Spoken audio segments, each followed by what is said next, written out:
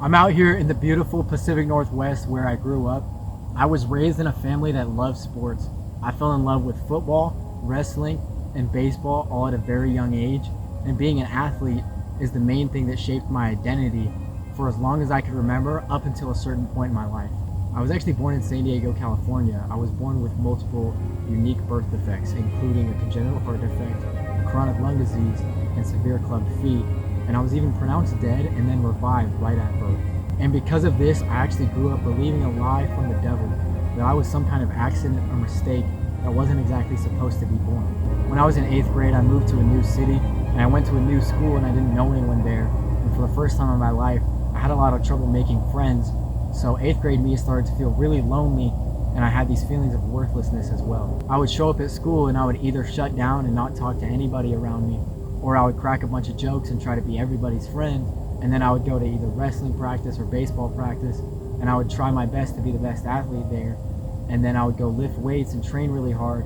But when I was alone in my room at night, I felt lonely and worthless, depressed, anxious, and I had no idea how to express these feelings or tell anyone about it.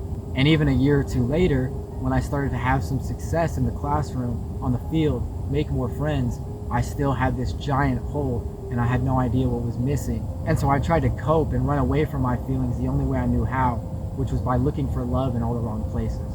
And in my freshman and sophomore year of high school, this hole that I had in my heart consumed me so much and made me so depressed and anxious that I contemplated making a decision that I could never take back with my life. And at the very end of my sophomore school year, God met me at my very lowest point.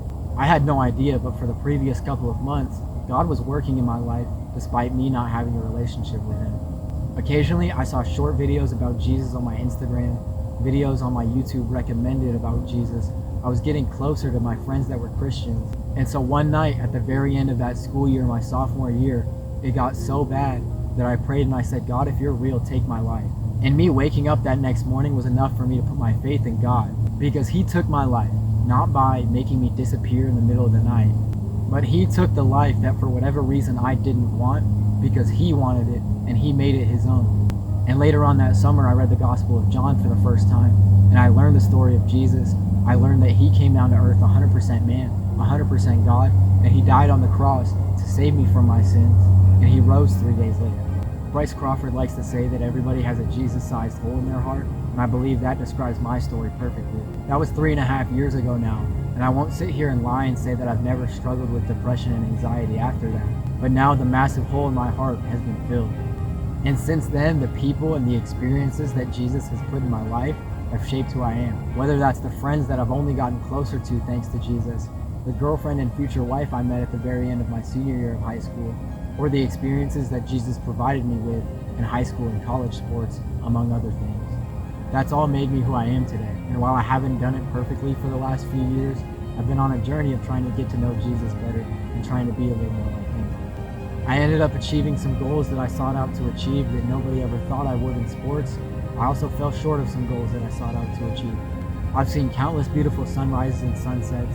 I've spent hours and hours in the beautiful Pacific Ocean, and I've connected with people so deeply that I call them my family even though we don't share the same blood at all. I played a key role on a conference championship winning team in high school. I used baseball to pay for some college for myself. Currently, I work part-time. I'm a full-time student at a state school. I volunteer at my home church, and I'm just trying to have a good time all the time, but more importantly, let everyone know about Jesus.